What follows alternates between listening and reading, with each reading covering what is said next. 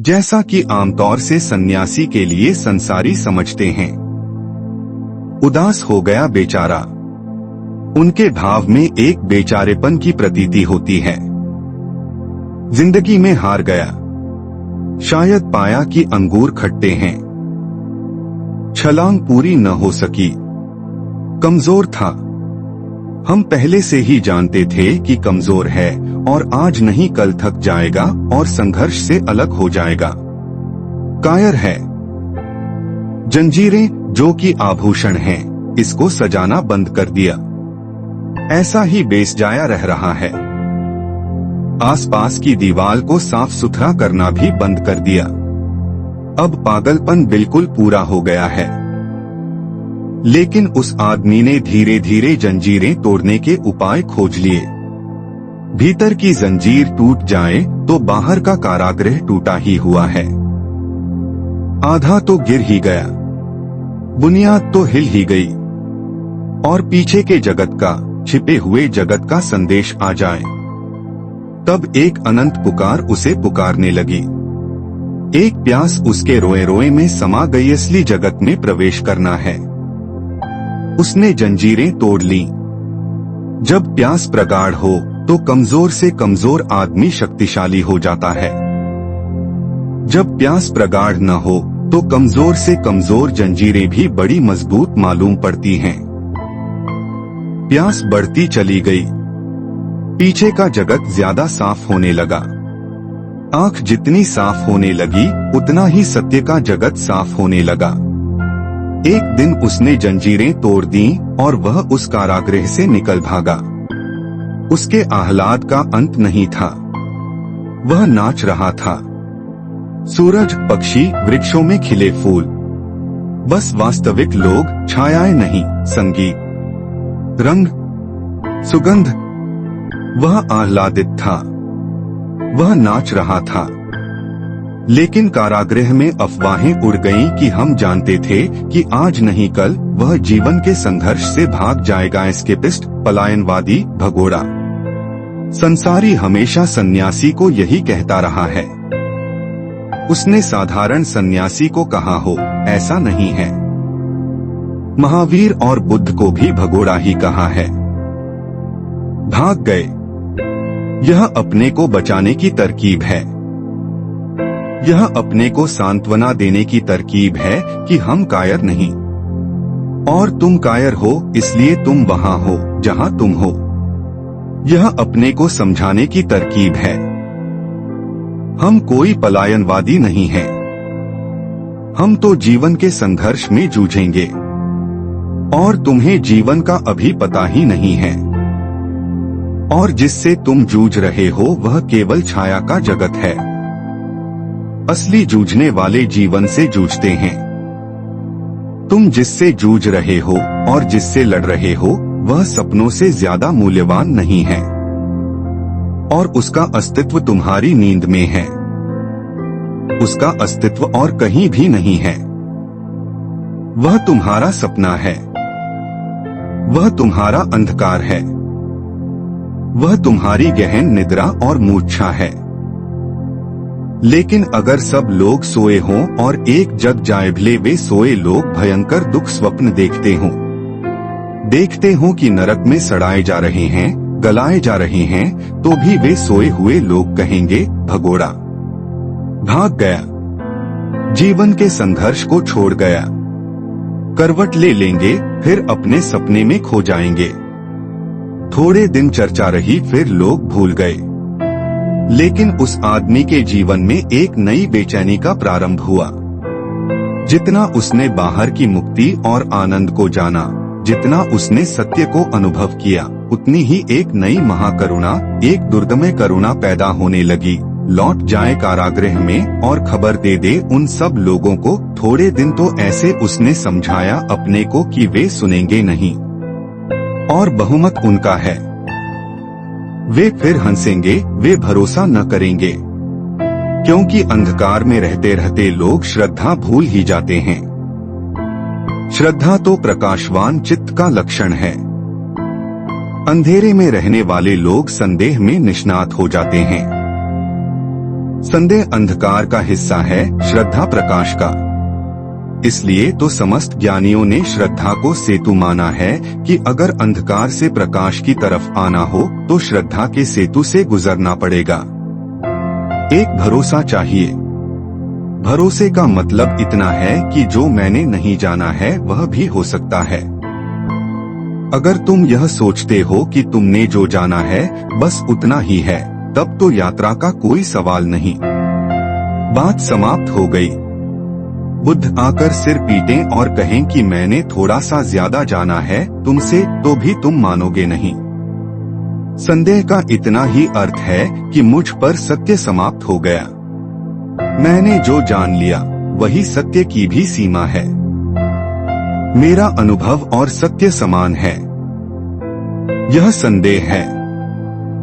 श्रद्धा का अर्थ है मेरा अनुभव छोटा है, सत्य बहुत बड़ा हो सकता है। मेरा छोटा आंगन है। आंगन पूरा आकाश नहीं, बड़ा आकाश है। मेरी छोटी खिड़की है, लेकिन खिड़की का ढांचा आकाश का ढांचा नहीं। माना कि मैं खिड़की से ही झांक कर देखता हूँ तो भी खिड़की आकाश नहीं है। इतना जिसे ख्याल आ जाए, जिसे संदेह पर संदेह आ जाए, वह श्रद्धावान हो जाता है। वह बड़े से बड़ा संदेह है, ध्यान रखना। जिसे संदेह पर संदेह आ जाए, जो अपने संदेह की प्रवृत्ति के प्रति संदिग्ध हो जाए, उसके जीवन में श्रद्धा का आविर्भाव हो जाता है। श्रद्धा का अर्थ है जानने को बहुत कुछ शेष है। मैंने थोड़े कंकड़ पत्थर बीन लिए हैं समुद्र के तट पर, लेकिन इससे समुद्र का तट समाप्त नहीं हो गया। मैंने मुट्ठी भर रेत इकट्ठी कर ली है, लेकिन सागर के किनारों पर अनंत रेत शेष है। मेरी मुट्ठी की सीमा है, सागर की सीमा नहीं। मेरी बुद्धि की सीमा है, सत्य की सीमा नहीं। मैं कितना ही पाता चला जाऊं तो भी पाने को सदा शेष रह जाएगा। यही तो अर्थ है परमात्मा को अनंत कहने का। तुम कितना ही पाओ वह फिर भी पाने को शेष रहेगा। तुम पापा कर थक जाओगे, वह नहीं चुकेगा। तुम्हारा पात्र भर जाएगा, ऊपर से बहने लगेगा, लेकिन उसके मेघों से वर्षा जारी रहेगी। हम कण मात्र हैं। जब कण को ख्याल हो जाता है कि मैं सब, वही श्रद्धा समाप्त हो जाती है। श्रद्धा अज्ञात की तरफ पैर उठाने के साहस का नाम है। अनजान में प्रवेश, अज्ञात में प्रवेश, जहां मैं कभी नहीं गया, जो मैं कभी नहीं हुआ, वह भी हो सकता है। उस आदमी के मन में बहुत बार करुणा उठने लगी। आनंद का अनिवार्य लक्षण है करुणा। जब बुद्ध से किसी ने पूछा कि समाधि की पूर्ण परिभाषा क्या है, तो उन्होंने कहा, परिभाषा तो मुझे पता नहीं, लेकिन दो बातें निश्चित हैं, महाज्ञान, महाकरुणा। पूछने वाले ने कहा, महाज्ञान कह देने से क्या काफी न होगा? बुद्ध ने कहा, नहीं, वह अधूरा होगा। वह सिक्के का एक पहलू है। दूसरा पहलू है महाकरुणा। जब भी ज्ञान का जन्म होता है, तभी करुणा का जन्म हो जाता है। क्यों? क्योंकि अब तक जो जीवन ऊर्जा वासना बन रही थी वह कहाँ जाएगी?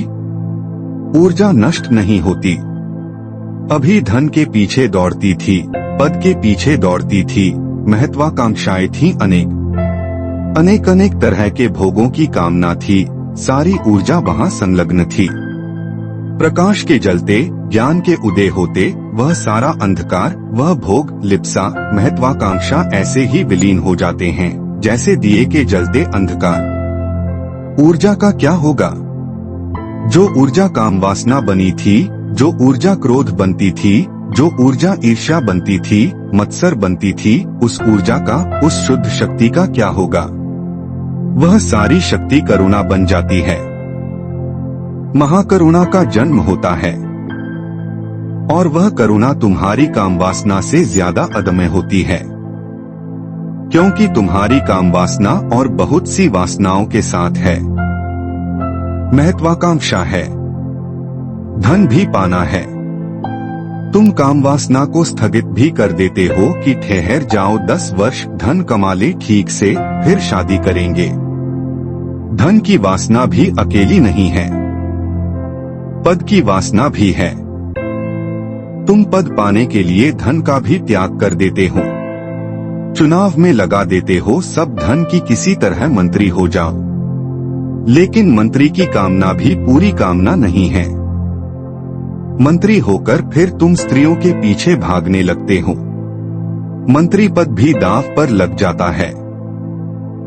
तुम्हारी सभी कामनाएं अधूरी अधूरी हैं। 1000 कामनाएं हैं और सभी में ऊर्जा बनती है, लेकिन जब सभी कामनाएं शून्य हो जाती हैं, सारी ऊर्जा मुक्त होती है। तुम एक अदम्य ऊर्जा के स्रोत हो जाते हो, एक प्रगाढ़ शक्ति। उस शक्ति का क्या होगा? जब भी आनंद का जन्म होता है, समाधि का जन्म होता है, सत्य का आकाश मिलता है, तब तुम तत्क्षण पाते हो कि वे जो पीछे रह गए उन्हें भी इसी खुले आकाश में ले आना है।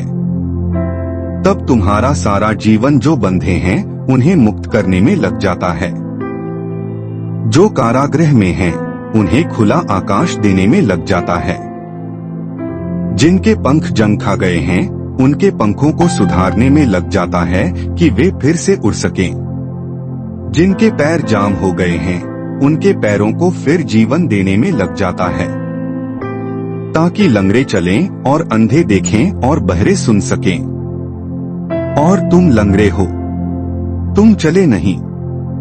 यात्रा तुमने बहुत की है, लेकिन जब तक तीर्थ यात्रा न हो तब तक कोई यात्रा यात्रा नहीं है। तुम बहरे हो, तुमने सुना बहुत है, लेकिन वासना के सिवाय कोई स्वर तुमने नहीं सुना। और वासना भी कोई संगीत है। वासना तो एक शोरगुल है जिसमें संगीत बिल्कुल ही नहीं है। वासना तो एक विसंगीत है जिससे तुम तनते हो, चिंतित होते हो, बेचैन परेशान होते हो। संगीत तो वह जो तुम्हें भर दे उस अनंत आनंद से, जहाँ सब बेचैनी खो जाती है, जहाँ चैन की बांसुरी बजती है। और ऐसी बांसुरी की उसका फिर कभी अंत नहीं आता। तुम अंधे हो, तुमने बहुत कुछ देखा है, लेकिन जो देखा है वह सब ऊपर की रूपरेखा है। भीतर का सत्य तुम नहीं देख पाते। शरीर दिखता है, आत्मा नहीं दिखती। पदार्थ दिखता है, परमात्मा नहीं दिखता। दृश्य दिखाई पड़ता है, अदृश्य नहीं दिखाई पड़ता। और अदृश्य ही आधार है दृश्य का। परमात्मा ही आधार है पदार्थ का। और आत्मा के बिना क्षण भर भी तो शरीर जीता नहीं। इधर उड़ गया पंछी, उधर शरीर जलाने को लोग ले चले। फिर भी तुमने सिर्फ शरीर देखा है और आत्मा नहीं देखी। अंधे हो तुम, पंगु हो तुम। जिसके जीवन में समाधि खिलती है वह भागता है उनको जगाने जो सोए हैं, लेकिन उसे भी कठिनाई खड़ी होती है। कुछ दिन तो उसने अपने को रोका, क्योंकि वह जानता है कि वे लोग हंसेंगे, क्योंकि वह जानता है कि वे सुनेंगे नहीं, क्योंकि वह जानता है कि उसका स्वागत नहीं होने वाला, अपमान और तिरस्कार होने वाला है, क्योंकि वह जानता है कि जो सदा से हुआ है वही फिर होगा। पत्थर और कांटों से स्वागत होगा, फूलमालाएं मिलने को नहीं हैं। लेकिन अदम्य है करुणा, उसे रोका नहीं जा सकता। कथा है कि बुद्ध को जब ज्ञान हुआ तो 7 दिन तक वे चुप बैठे रहे। बड़ी मीठी कथा है। क्या करते रहे चुप बैठकर? बहुत बार अदम्य वेग से उठी करुणा की जाए। बहुत लोग भटकते हैं, सारे लोग भटकते हैं। जो मुझे मिल गया है वह बांट दूं, लेकिन कोई चीज रोकती रही, कोई चीज रोकती रही। बुद्ध जैसा व्यक्ति भी हिम्मत न जुटा सका। तुम्हारे सामने बुद्ध भी हारे हुए हैं। बुद्ध को भी डर लगा। जिसको अब कोई डर नहीं बचा है, जिसको मृत्यु का भय नहीं, वह भी तुमसे डरता है। जो यम से नहीं डरता वह तुमसे डरता है। 7 दिन तक बुद्ध ने प्रतिरोध किया अपना ही, सब तरह से रोका कि नहीं। अपने को समझाया कि जो जागने वाले हैं वे मेरे बिना ही जाग जाएंगे, और जो नहीं जागने वाले हैं मैं लाख सिर पटकूं वे सुनेंगे नहीं, तो क्यों व्यर्थ मेहनत करूं। कथा है कि आकाश के देवता चिंतित हो गए, बड़ी बेचैनी फैल गई आकाश के देवताओं में। बेचैनी यह कि कभी करोड़ करोड़ वर्षों में कभी कोई एक व्यक्ति बुद्धत्व को उपलब्ध होता है, और वह भी अगर चुप रह गया तो जो भटकते हैं मार्ग पर उनका क्या होगा। जो अंधेरे में प्रतीक्षा करते हैं, अनजानी प्रतीक्षा, उन्हें पता भी नहीं है किसी का जो मार्ग बताएगा। बताने वाले का पत्थर से ही वे स्वागत करेंगे, लेकिन फिर भी अनंत अनंत काल से खोजते तो हैं ही। भीतर कहीं कोई गहरे में छिपा हुआ बीज तो पड़ा ही है। न फूट पाता हो, ठीक भूमि न मिली हो, सूरज का प्रकाश न मिला हो, कोई पानी देने वाला न मिला हो, कोई साथ संभाल करने वाला न मिला हो, लेकिन बीज तो पड़ा ही है, उनका क्या होगा।